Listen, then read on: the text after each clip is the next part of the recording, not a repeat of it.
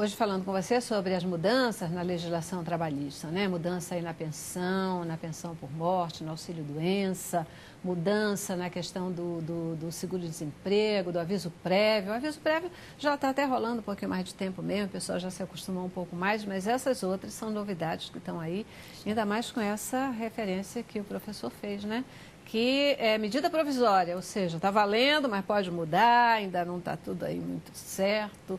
A gente não sabe se depois quem tem esse benefício agora, se depois corrige, se não corrige, são incógnitas. Mas isso é fácil. Após 2 de junho, você nos convida de volta, a gente vem falar tudo de novo, agora já com base na lei, na MP transformada em lei, a princípio, né? Maravilha. Ou revogada. Maravilha. E voltamos Acordo fechado. Paulo Leonel, registre-se, tá bom?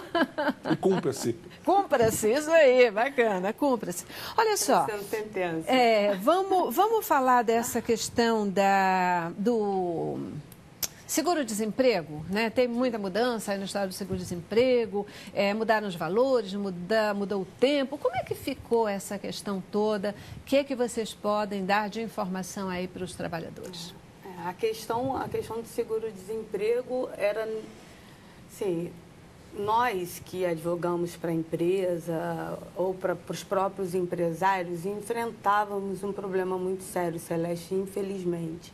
E quando eu falo isso para você, eu falo na grande maioria. Uhum. Temos profissão, temos advogados sérios, médicos sérios, né? Em qualquer profissão, somos seres humanos. Mas nas categorias mais simples, o que acontecia demais? O funcionário, quando ele começava a ter 4 meses de casa, ele modificava completamente o seu comportamento. Ele começava a faltar injustificadamente, começava a faltar e colocar um atestado médico, enfim, para quê?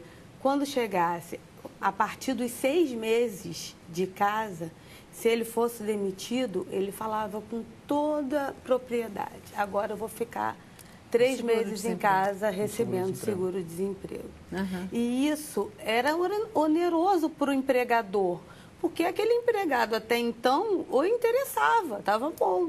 Ele começou a modificar a sua postura a partir disso. Então, criou-se uma situação entre os funcionários de supermercados, eu digo de lugares de... Onde tem uma rotatividade muito grande, uma né? Quantidade muito grande de funcionários. E começamos a notar isso.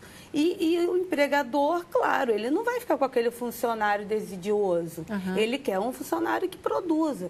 Então, ele deveria pagar a multa de 50%, no caso 40%, como nós falamos aqui anteriormente, deveria pagar todos os direitos ao empregado que não queria mais trabalhar.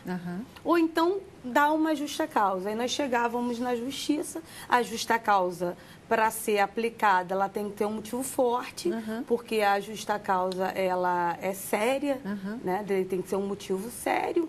E, na verdade, apenas uma desídia, uma falta ou outra, com uma comprovação de um atestado, não era o motivo.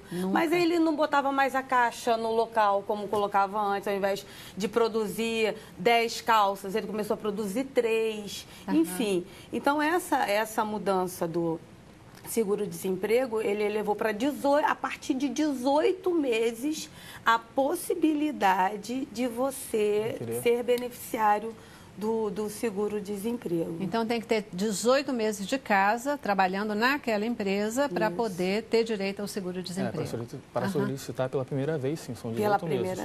Aí, após, quando for solicitar pela segunda vez, tem que ter 12, né? 12, e a partir da terceira, são 6.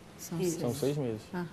Voltar como era antigamente. A partir da terceira demissão. Isso, a partir da terceira demissão. E se ele for requerer esse benefício, aí sim ele tem que ter 6 meses só de... Nós chamamos isso, né, doutor, de carência, como se fosse uma carência para você ter esse direito. Houve mudança nos valores de pagamento do seguro-desemprego? Não, o cálculo ele fica o mesmo, não tem. como ele é de 18 meses, a média dos 12 últimos meses, integrando as horas extras, a alteração é essa, fica superior. Mas não significativa não teve tem um limite, né, do valor? Um limite do Qual é o valor? É mil, não sei quanto 1900, desculpa, Celeste, agora eu não sei com essa alteração exatamente 1920. Algo assim. 3 salários, 3 vezes, 2 mil e pouquinho. Vamos botar como é o valor máximo possível. Possível. E é função do salário que o funcionário recebe? É uma proporção? Como é que é definido esse valor? É uma média que o Ministério do Trabalho faz em função do salário que ele recebe até o teto, até o limite. Até o limite. Uma outra questão, muitas vezes o pessoal, a gente até recebe solicitações assim, né? Às vezes o pessoal, uma nova vaga, uma contratação, e acontecem casos das pessoas chegarem e dizer assim, olha só, eu podia não assinar minha carteira nos 3 primeiros meses, porque eu estou recebendo seguro-desemprego, e aí eu queria algumas empresas não fazem isso. Criou-se um mercado de desemprego. É verdade, é verdade. O governo constatou isso quando ele percebeu o seguinte, que o desemprego estava em níveis baixíssimos e o governo gastando cada vez mais com seguro-desemprego. Então tem alguma coisa que não está batendo. Porque se o desemprego está em baixa, se tem emprego sobrando, como é que o seguro-desemprego está pagando cada vez mais, está gastando cada vez mais? Como é que o governo gasta cada vez mais com o seguro-desemprego? Essa conta não fecha. Então, se apurou isso, havia um mercado, como a doutora bem colocou, um mercado de desemprego. E, inclusive, hoje, quer dizer, se a pessoa recebe, mesmo que ela seja autônoma, mas se há uma contribuição para o INSS... É suspenso, né? Porque o sistema bate essas informações e vai saber que ou é empregado de carteira assinada ou não, mas essa pessoa está tendo um trabalho. Ou tem uma questão importante também, porque, acredite, ele faz esse acordo com a empresa, olha, eu estou recebendo o seguro-desemprego, a empresa erra também, não estou colocando aqui só a questão. A empresa que faz isso está errada, completamente errada. Com certeza, ela não pode nem alegar que não tem conhecimento de lei, pior ainda. Mas ela aceitou esse acordo, não vou contribuir durante esse tempo, para mim está bom. Né? Mas esse empregado, ele leva o caso à justiça pedindo vínculo empregatício desse período. E qual é a atitude da empresa? A empresa recebe uma multa e o empregado, ele precisa devolver esses valores corrigidos. Senão, nunca mais ele tem direito ao benefício. Então, eu acho que é uma forma correta do Estado de penalizar tanto a empresa quanto o empregado por essa falta. Uma outra questão com relação ao seguro-desemprego é assim, a pessoa pode perder o seguro-desemprego se ela se nega a aceitar uma oferta de emprego do mercado? Porque agora é isso, né? O sistema vai oferecer posições de trabalho e se essa pessoa recusa essas posições de trabalho, ela perde o seguro-desemprego? Perde. Ela perde porque existem os centros...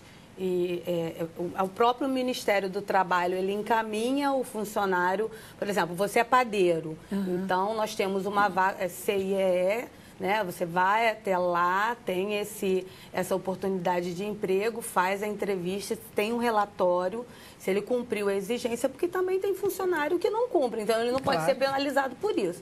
Mas se ele preencheu todos os requisitos, se ele está apto a trabalhar e se ele se recusar, ele não vai ter direito mais a esse benefício de seguro-desemprego.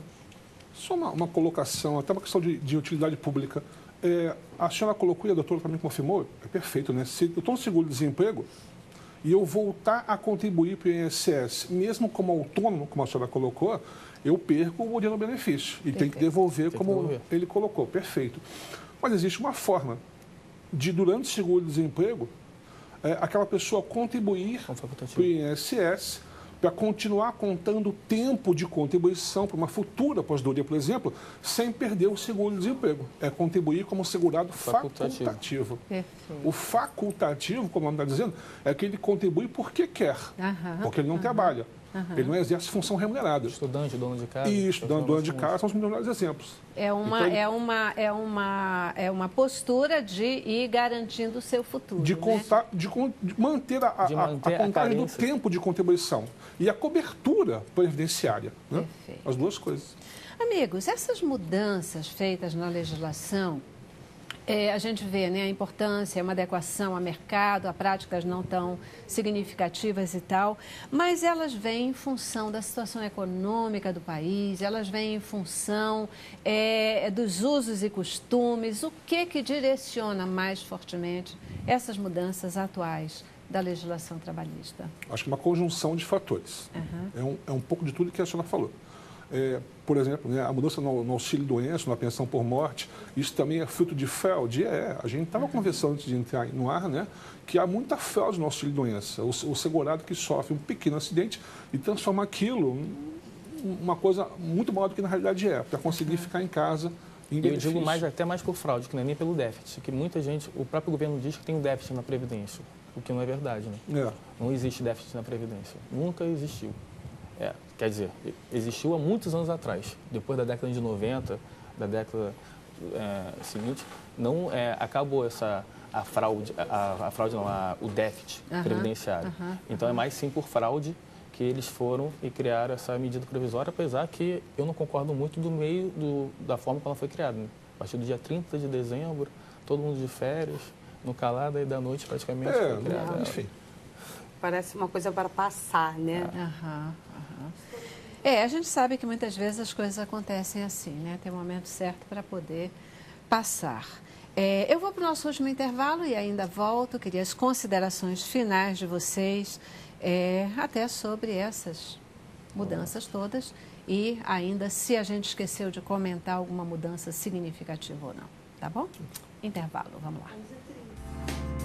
Cabeça pra cima.